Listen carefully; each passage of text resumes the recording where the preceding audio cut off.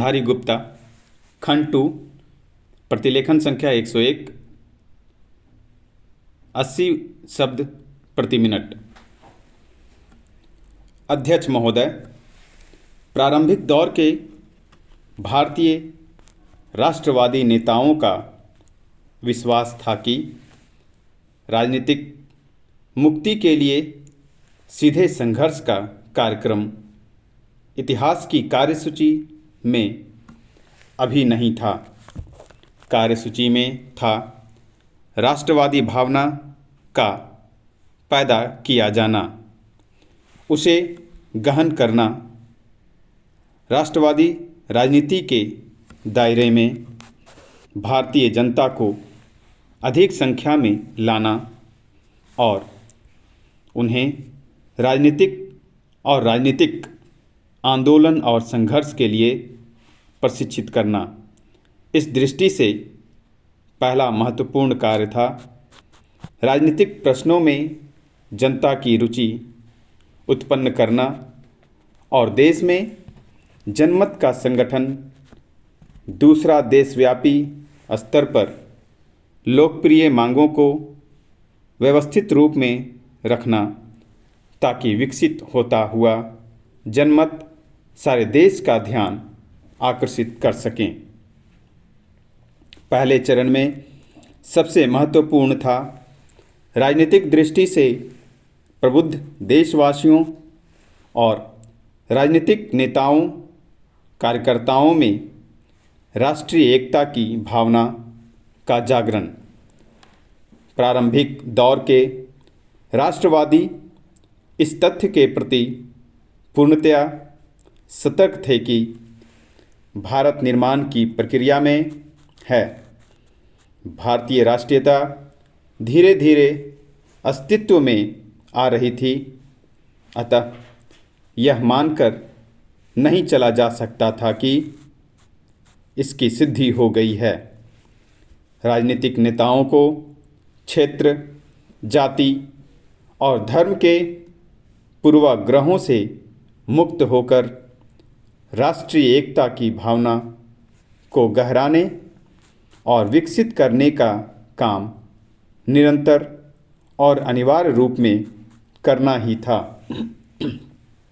उदाहरण के लिए भारतीय राष्ट्रीय कांग्रेस ने आशा की कि वह देश के विभिन्न भागों के सक्रिय राष्ट्रवादियों के बीच मित्रता के संबंध को प्रगाढ़ करने की दिशा में एक छोटी सी शुरुआत करेगी। प्रारंभिक दौर के राष्ट्रवादियों ने अपनी आर्थिक और राजनीतिक मांगों को इस दृष्टि से तैयार किया था ताकि वे भारतीय जनता को एक समान आर्थिक और राजनीतिक कार्यक्रम के आधार पर संगठनबद्ध कर सके। संभवतया प्रारंभिक दौर के राष्ट्रवादियों को सबसे महत्वपूर्ण राजनीतिक काम उनका साम्राज्यवाद का आर्थिक विवेचन था। उन्होंने उस वक्त के आर्थिक शोषण के तीनों रूपों यानी व्यापार, उद्योग और वित्त पर नज़र रखी। वे अच्छी तरह समझ गए कि ब्रिटेन के आर्थिक साम्राज्यवाद के पीछे सार दृष्टि भारतीय अर्थव्यवस्था को ब्रितानी अर्थव्यवस्था के अधीन रखना है। उन्होंने औपनिवेशिक अर्थव्यवस्था के मूलभूत लक्षणों को विकसित करने के ब्रितानी प्रयत्न का जोरदार विरोध किया। उन्होंने उपनिवेशवादी ढांचे पर खड़ी सरकार की प्रायः सभी आर्थिक नीतियों के विरोध में प्रभावशाली आंदोलन आयोजित किए।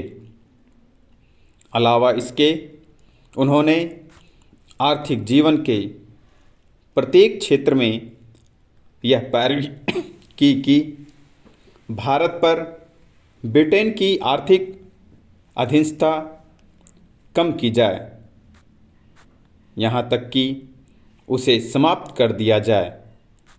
इस दौर के राष्ट्रवादियों ने भारत की बढ़ती हुई गरीबी की चर्चा अपने लेखों और भाषणों में निरंतर की और उसे ब्रिटेन द्वारा भारत के आर्थिक शोषण से जोड़ा।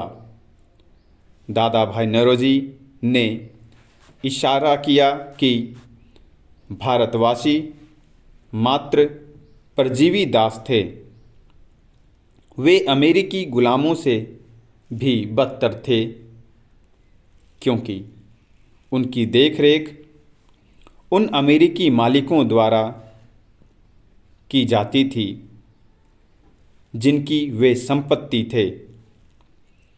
उन्होंने घोषणा की कि ब्रितानी शासन पूरी तरह देश को नष्ट कर रहा है।